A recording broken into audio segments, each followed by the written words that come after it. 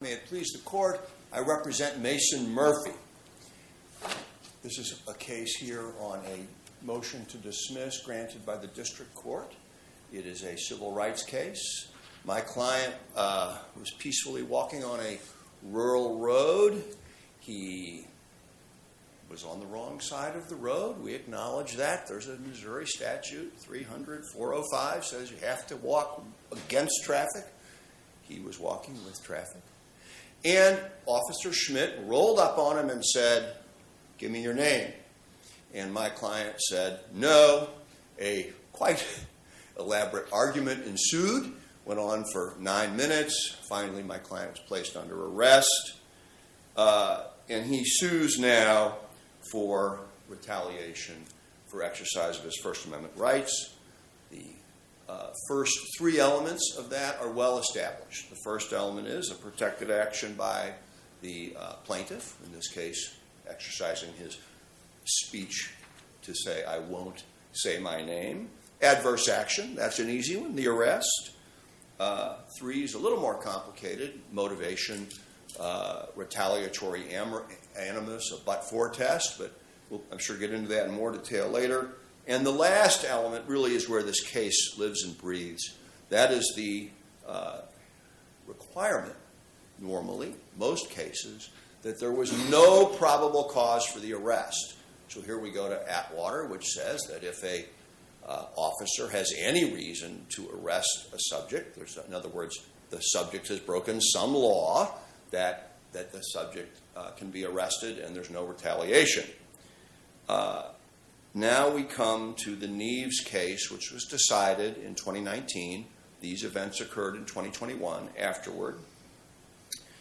One of the things about some of the cases are that there's a lot of crazy, raucous behavior, and the Neves case is certainly a good example of that. We are at the Arctic Man Festival in Alaska, and there are lots of people crazy and drunk, and an officer comes up to one group and says, "Hey, your keg of beer is accessible to juveniles. You have to remove that."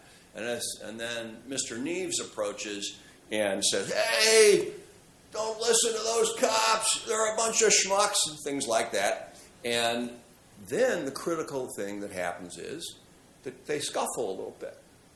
And Mr. Neves is arrested. He sues and says, "Oh, retaliation because I challenged the police." And the court said, "No, there's probable cause because you scuffled with the officer. It's a resisting arrest or it's assault, whatever you want to call it. This is actually an easy case." Now we come to the heart of this case, which is the court writes an exception. And the exception is, the example they give is jaywalking.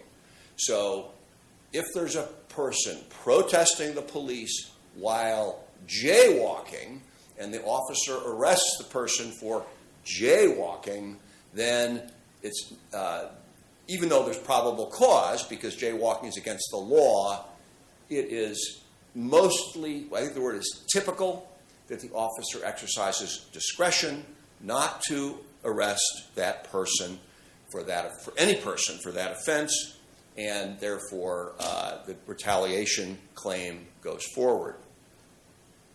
I suggest to this court, this is the heart of my argument, that my case, Mr. Murphy's matter, is directly within that exception. And the reason is that my client, what he did wrong was he walked on the wrong side of the road, which I suggest in this case it was dark, it was late, it was rural. He didn't probably pay any attention to which side he was on. And I think the officer didn't really know the law either. I don't know if you've watched the video, but it's quite startling. Counsel, let me ask you this. Sure. The government asserts that the Neves exception is dicta. What's your response to that? Well, I discussed that in my brief, Your Honor, and the Eighth Circuit has written that, and other circuits as well, that this court has to follow dicta of the Supreme Court. It doesn't absolutely have to, I guess, but if it doesn't, there are going to be inconsistent results around the circuits. So that's really my response to that. I mean, let's imagine that the... So are you saying it's dicta or it's not dicta? Oh, it's dicta. There's no question it's dicta, sir. I agree with that. But let's imagine that the justices are back in conference thinking about the case And to me, what they're worried about is the Mason-Murphy scenario. That's their concern. I mean, I wish they'd said walking on the wrong side of the road instead of jaywalking, but they said jaywalking. Let me ask for a little clarification. Are you saying that the jaywalking exception is dicta, or that the exception to the no probable cause rule is dicta? I think that it's both dicta, Your Honor. I would agree with that, because the case itself, there was probable cause, and the court confirmed. I hope I don't disagree, Judge Malloy, but I think this whole section of the opinion in Neves on the jaywalking says, okay, we're clarifying this. There has to be probable cause, but there's going to be cases. There are going to be cases. Let me quote from Justice Gorsuch. He did a concurrence in Neves. He said, "Nothing in our precedent, let alone logic, suggests that causation is always unprovable just because the officer had probable cause to arrest." So they were really thinking it through in this case, and they wanted to make sure that situations like jaywalking, like walking on the wrong side of the road, would still be coming forth to have justice for subjects whose constitutional rights were violated. Counsel, would you address the issue of whether or not this was a lawful order, or more specifically? Sure. And because I think it relates to the district court's opinion, basically found that there was a violation of Missouri statutes here. Yeah. So I think that goes to the Heibel case. And I will confess to you, I'm living on exceptions here. I've got two exceptions. I got the Neves exception and now the Heibel exception. So let me just read you from Heibel. Petitioner's concerns are met by the requirement, and Heibel was 2004 or something, that's approximately right, are met by the requirement that a Terry stop, and this is a Terry stop under an objective standard. He was on the wrong side of the road, reasonable suspicion.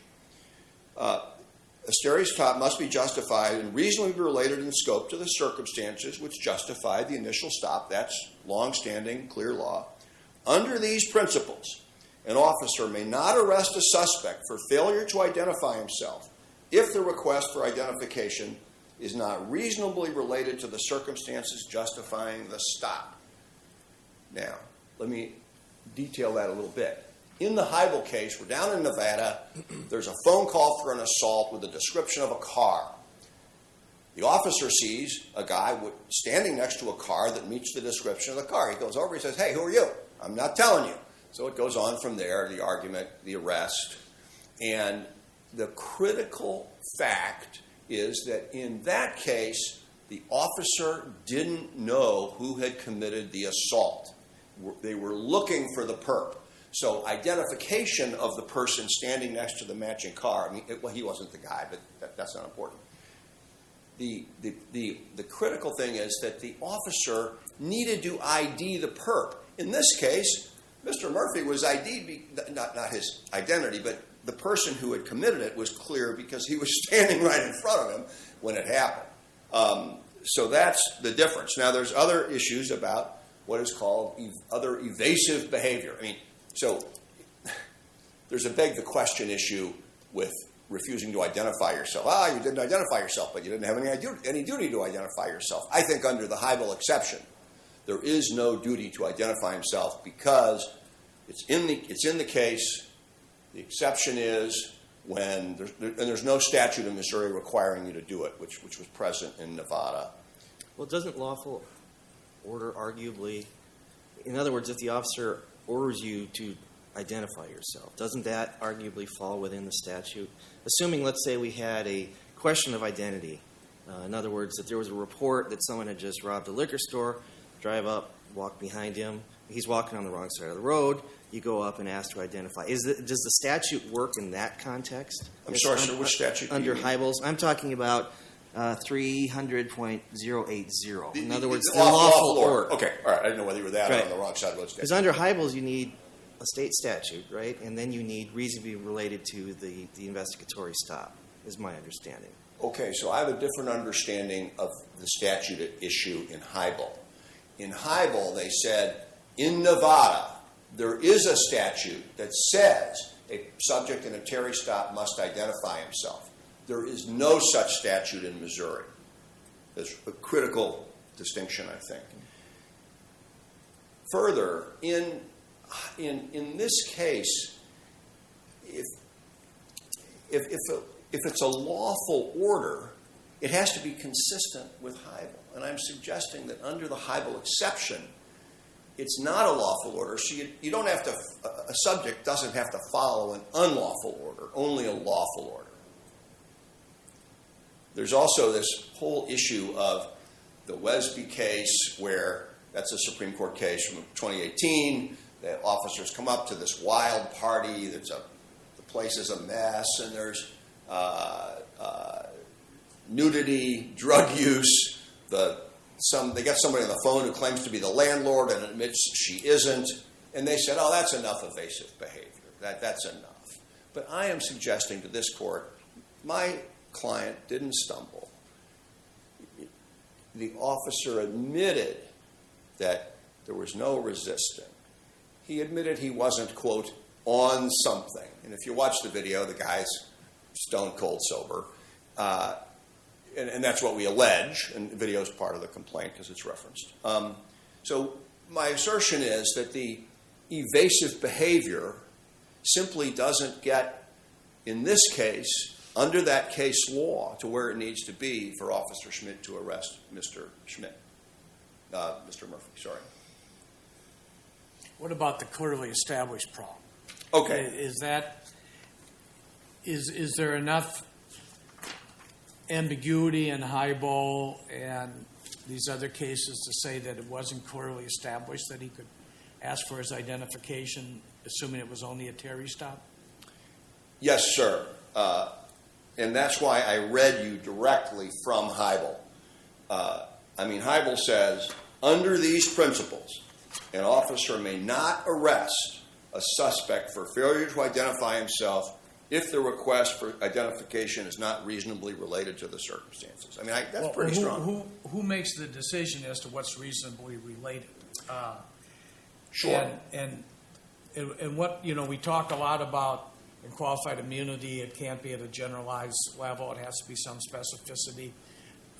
How do we make that determination, or who makes that determination what's reasonably related? Well, I think I view qualified immunity as sort of a large cloud of complexity. But I think that you have to look at where the case falls on the continuum. In other words, is it way at one end or way at the other? In this case, this idea that the officer had the subject, Mr. Murphy, right in front of him, tells him that identification of who did it is not part of his investigation. He knows who did it. It's the human being right in front of him. Mr. Schock, your rebuttal time has started. If you'd like to reserve. I see that. I'll stop. Thank you so much. Mr. Jordan.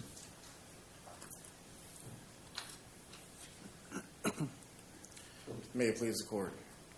I am Wayne Jordan here on behalf of Appellee Officer Michael Schmidt, requesting this court uphold the district court's granting his motion to dismiss appellant's retaliatory arrest claim. The heart of the matter today is that appellant fails to plead that Officer Schmidt violated any clearly established right as required by the case law to overcome the qualified immunity protections. As we just heard, that he does have the burden of proof today in establishing that the right that his client had, that the right that Officer Schmidt violated was clearly established. When we look at this in the case law, clearly established as directed by Westby, says that to be clearly established, a legal principle must have to be a sufficiently clear foundation by then existing precedent. The rule must be settled law, which means that it is directed by controlling authority, and that there is some robust case law to understand this. How about the Supreme Court of the United States? Doesn't your argument require us to ignore the Neves decision? I don't believe so, Your Honor. When we look at the Neves exception, it is, as he just admitted, it is dicta. It is something that is suggested. It is a hypothetical. and that it is not the controlling case. The controlling facts of the matter in Nivens would actually favor Officer Schmidt. There is some low-level conduct that is occurring. There is then, after the officer then pursues that conduct, there is some that we then get into the protected right that the appellant alleges, and that the court then found that no, they are arresting them based on the actual criminal conduct, and that the rest of that is ancillary. When we look at the protected conduct that is carved out as what we would consider this narrow exception, the fact pattern would not even direct the circumstances here in this case. Well, is it fair to say the arrest was based on the failure to identify, not the initial stop? I mean, that seems fairly clear from the record, right? In other words, not from him walking on the wrong side of the road. It looks like when you look at the record, the arrest was squarely based on the failure to identify here. Is that the way you view it? I mean, that's the way I think the district court viewed it. And I would not disagree with the district court in that assessment, that there is at least I would say the primary focus here is that it's the failure to comply with a lawful order. And that does incorporate not identifying himself. But there is, when we look at the lawful order and the initial crime that is committed, and we will again admit that walking on the wrong side of the road is why the officer stopped him. It is a lower level crime, but that is what instigated the fact pattern here. When taking those together, Westby is controlling on that, Your Honor. And that the evasive procedures the evasive tactics that Mr. Murphy used, coupled together with the initial illegal conduct, does give rise to a common law inference that some other criminal activity is going on. As appellant cites to the YouTube video, I believe that is part of the record, and many have reviewed it at this point, that there is at least some suggestion that something else is going on, that other criminal activity is at least at the bare minimum. You seem to be asserting that the refusal to identify oneself creates probable cause for an arrest. Does the case law support that? Coupled with the totality of circumstances, Your Honor. And I would not say that simply it does give rise to just probable cause. Shepard versus Ryanberger would dispel that. But it also is not clearly an unlawful act. And that is what appellant must show, is that the conduct that Officer Schmidt engaged in is clearly unlawful, so that every reasonable officer would know that his actions are unlawful, and that is the standard to defeat qualified immunity protections. Counsel, what troubles me about this case is that we are at the pleading stage. This is not summary judgment. We're under a plausibility standard here. Your Honor, the case law on that I would direct towards Hess, which says that again, they do have the burden to show that there is going to be something. It's not going to just be merely consistent with that they have the right to a cause of action. They must at least be able to meet all of the elements. And as as appellant agrees, the heart of the issue today is going to be Part 4 for pleading retaliatory arrest, and Part 3 that he fails to even do that. And when we look at the case law, I mean, there really is. Well, what's he missing? He is missing the fourth element for retaliatory arrest, that he lacked probable cause or argued probable cause, and that. So you're asking us to ignore the Neves case then? I'm not asking to ignore the Nivens exception or the dicta in Nivens that carves out some very narrow exception. The argument here is that it still doesn't apply. The Nivens exception. He just has to plead a plausible claim. Correct, Your Honor. And that in the Nivens exception, it is going to be heavily fact-intensive for what the court is considering. That someone is first engaging in a protected activity, such as their First Amendment rights, and then after this, subsequently, they are arrested for something low-level as jaywalking. As appellant argues, and that the Nivens exception applies, he really wants to misdirect the court that walking on the same side of the road is the same as jaywalking. That's not where the exception comes in. It comes into the factual scenarios, and he pleads himself out of court. So going back to that issue, what specific facts here lead to probable cause? The specific facts here that lead to probable cause, first, and this is from his petition and the brief that while on duty, Officer Schmidt observed Murphy walking on the wrong side of the road at night or partial darkness. And then But setting that aside, I mean, I think you conceded earlier the arrest is basically based on the interaction that happens after the initial encounter. The failure to identify, and I think you said that the totality of circumstances would lead an officer to suspect something else was going on. So what specifically, in addition to the failure to identify, would lead a reasonable officer to be suspicious here to the level of probable cause? if I'm understanding you correctly, Your Honor, then it is the facts that get towards that give rise to even having the failure to identify or giving that lawful arrest. You can see they are the same. Start with the entire reason why he stopped him, why he pulled him over. He didn't just pull him over because he thought that he was exercising some protected right. And because he is not pulling him over for exercising a protected right, that is the heart of why the Nivens exception cannot apply here.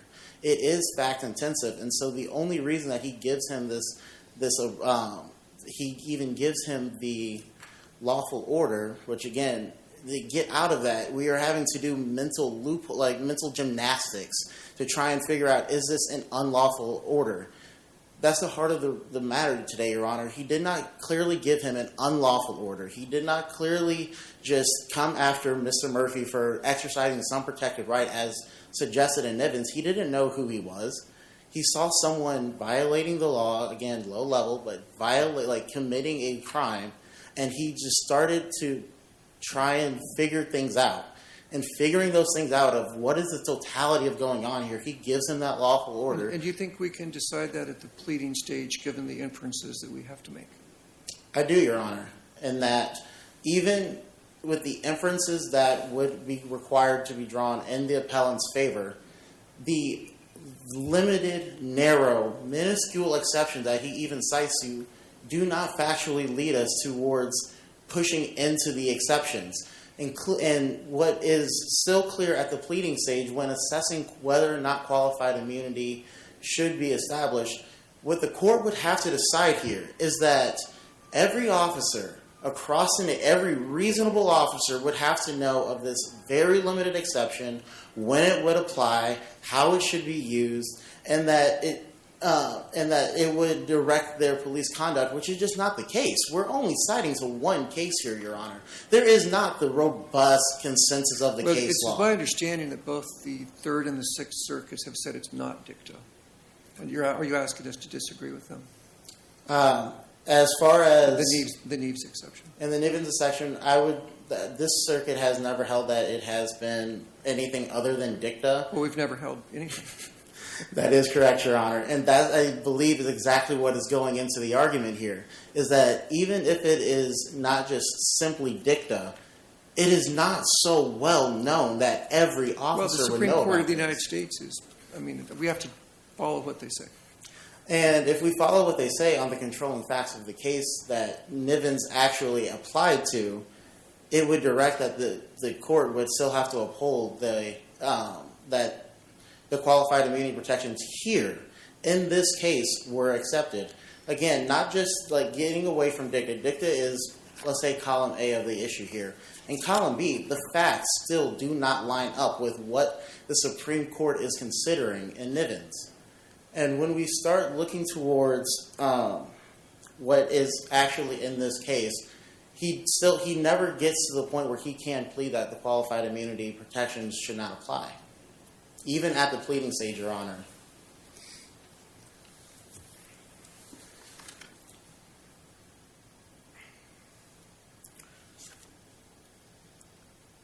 And with that, if there are no further questions, I will briefly conclude that when we look at the case today, because he does not state a claim upon relief can be granted, even from the pleading stage, drawing all reasonable inferences, there is no basis to overcome the qualified immunity protections, and we respectfully ask this court to uphold the motion to dismiss.